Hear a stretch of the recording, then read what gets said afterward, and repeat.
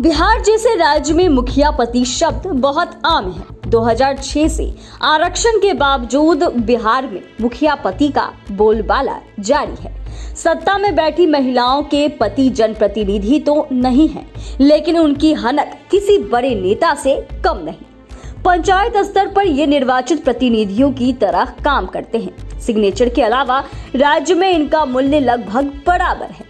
यह बिहार की कड़वी सच्चाई है, जहां मुख्यमंत्री नीतीश कुमार ने महिलाओं को सशक्त बनाने के विचार से 2006 में पंचायत स्तर पर उनके लिए आरक्षण लाया था, लेकिन नीतीश कुमार का विचार पूरी तरह से सफल साबित नहीं हुआ। लेकिन इसने नीतीश कुमार को राज्य में महिलाओं का अटूट समर्थन हासिल करने से नहीं रोका, जो बार बार उनके पीछे मजबूती से खड़ी रही और चुनाव के समय अपनी वफादारी को वोटों में बदल दिया।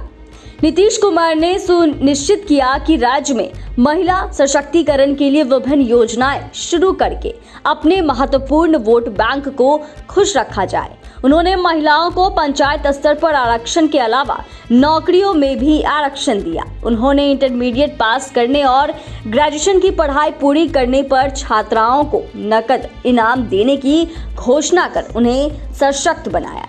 उन्होंने उन्हें मुफ्त वर्दी, साइकिल, किताब और बुनियादी ढांचे प्राप्त किए, जो उनकी लगातार शिक्षा सुनिश्चित करने के लिए महत्वपूर्ण थे।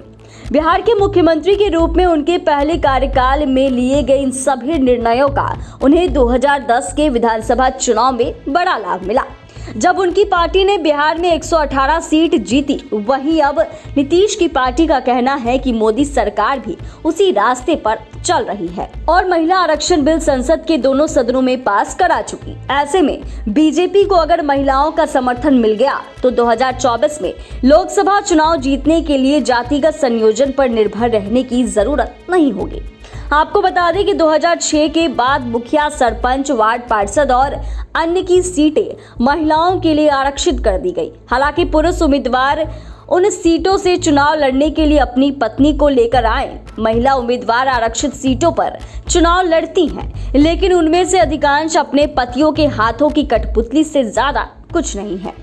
पटना जिले के खुसरूपुर ब्लॉक में 18 पंचायत सीटें हैं और उनमें से 9 महिलाओं के लिए आरक्षित है। उन सीटों पर महिलाएं मुखिया और सरपंच के रूप में चुनी गई, लेकिन नामांकन भरने, चुनाव के बाद प्रमाण पत्र लेने और ब्लॉक में 1 या 2 बैठकों में भाग लेने के अलावा निर्वाचित नेता के रूप में उनकी कोई भूमिका नहीं है। नीतीश कुमार बिहार में महिलाओं को सशक्त बनाने के लिए कई शानदार नीतियां लाए हैं। जब वे मुख्यमंत्री बने तो स्कूलों और अस्पतालों की स्थिति दयनीय थी।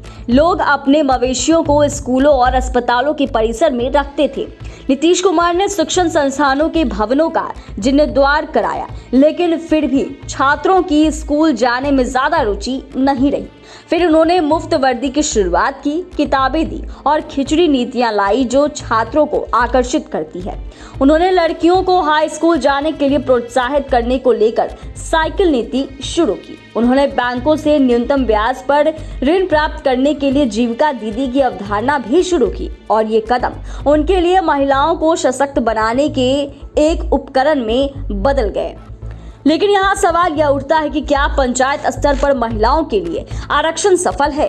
यहाँ तो 16 साल बाद भी सत्ता में बैठी महिलाओं के पतियों का ही दबदबा दिखता है।